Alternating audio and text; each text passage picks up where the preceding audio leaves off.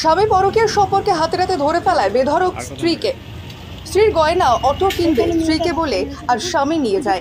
পরে সেই গয়না প্রতিবেশী এক স্ত্রীকে পড়তে দেখে। সেই দেখে সন্দেহ হয় স্ত্রী।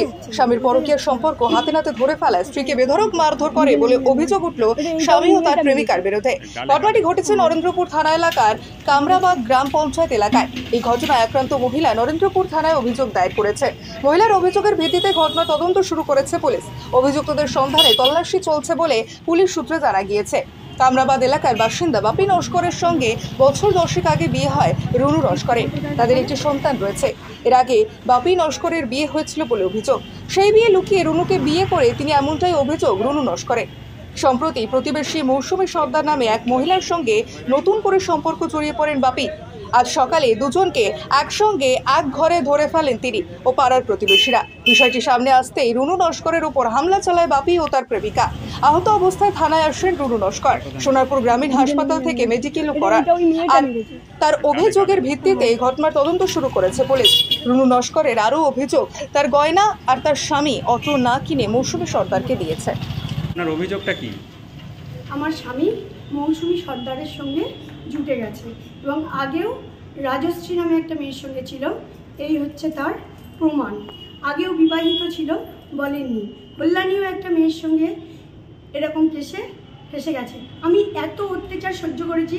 তারপর আজকে কিভাবে কি হয়েছিল ঘটনাটা আমি ওদের দুজনকে একসাথে ধরেছি ফিজিক্যালি।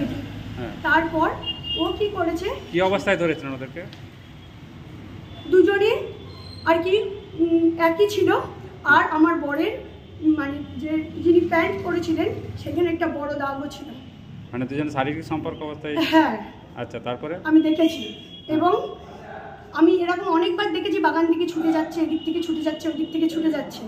তার সত্ত্বেও আমার উপরেও আমাকে খালি বাপের বাড়ি বলে চলে যা, খালি বলে বাপের বাড়ি চলে যা, বাপের বাড়ি চলে যা, বাপের বাড়ি। তারপরে কি হয়? ধরে ফেলার পরে কি হয়? ধরে ফেলার পরে ওরা দুজন মিলে আমাকে মারে। এই যে আমার গায়ে কিভাবে কি করে মেরেছে? এই মেয়েটা শুধু আমাকে ধাক্কা মারছে, এই আমার বুকে দাগ আছে, আর এই আমার গালে দাগ আছে, ঠিক আছে, এই সাইডে দাগ আছে। আর আমার হাজবেন্ড আমাকে শুধু চড় মারছে। হ্যাঁ, আমি কিছু বললেই আমার হাজবেন্ড খালি বলে যে তুই যদি কেস করিস আমি সুইসাইড করব, আমি যা ইচ্ছা করব, যাকে ইচ্ছা ফোন করব। হ্যাঁ, প্রাণে মারার হুমকি দিয়েছে। আর প্রাণে মারার হুমকি দিচ্ছে আমাকে, এবং কালকে আমাকে মেরে ফেলারও হয়তো করেছিল। আপনি এখন কি চাইছেন? আমি চাইছি ওদের দুজনের শাস্তি হোক। আর মেয়েটা এতটাই ডিসপ্যারেট, আমাকে বলছে তুই বাপের বাড়ি চলে গেছিস, তোর আবার কিসের স্বামী? এইটা কোনো কথা হলো?